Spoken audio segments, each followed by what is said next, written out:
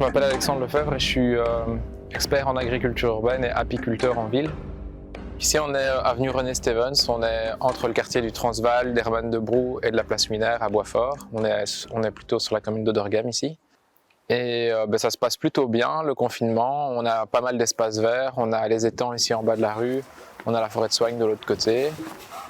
Je ne suis pas vraiment confiné, je ne peux pas faire du télétravail pour travailler dans les champs ou entretenir les abeilles, mais je continue à circuler régulièrement. Je réponds à des demandes des voisins pour acheter des plantes pour leur potager, comme je travaille dans ce secteur-là. Et concrètement, comment ça se passe? J'arrive ici avec ma voiture, ici c'est une des voisines que j'aide pour son potager. Je dépose sur le pas de sa porte toute la marchandise et puis je lui fais confiance, elle me fait le virement juste après. Et j'ai comme ça 4 ou 5 autres voisins. J'ai aussi la boulangerie du quartier qui m'achète du miel, je suis aussi apiculteur urbain. Et comme j'ai certains commerces qui ont fermé, la boulangerie, j'ai vu que tout était vide, donc je lui ai proposé de vendre mon miel et donc ça fonctionne bien aussi. C'est une solidarité, c'est aussi des opportunités de découvrir des nouvelles choses. Les gens ont plus de temps, plutôt que de simplement faire du gazon dans son jardin, les gens vont essayer de se mettre un peu au potager, ils ont plus de temps, ils font plus attention à leur santé, donc ça crée des opportunités de faire ce genre d'action.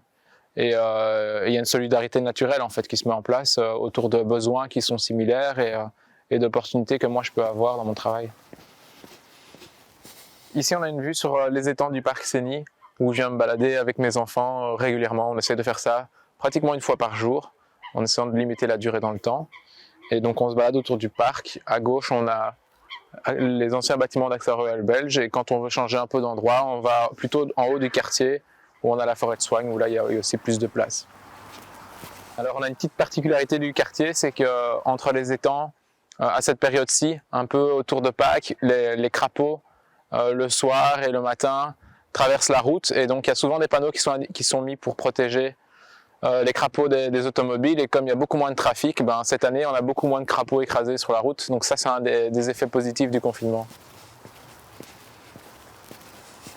Ici, on est sur le parc des anciens bureaux de AXA Royal Belge qui ont toujours été ouverts au public et qui le sont encore maintenant.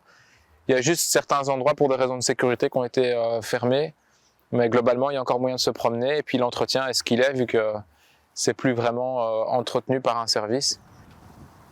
C'est un endroit qui est relativement calme et sympa pour se ressourcer. Et depuis qu'il y a le confinement, les gens qui veulent faire des exercices un peu plus particuliers, ils viennent plutôt dans des endroits plus calmes comme ici où ils ne vont pas déranger les petits enfants qui font du petit vélo, etc.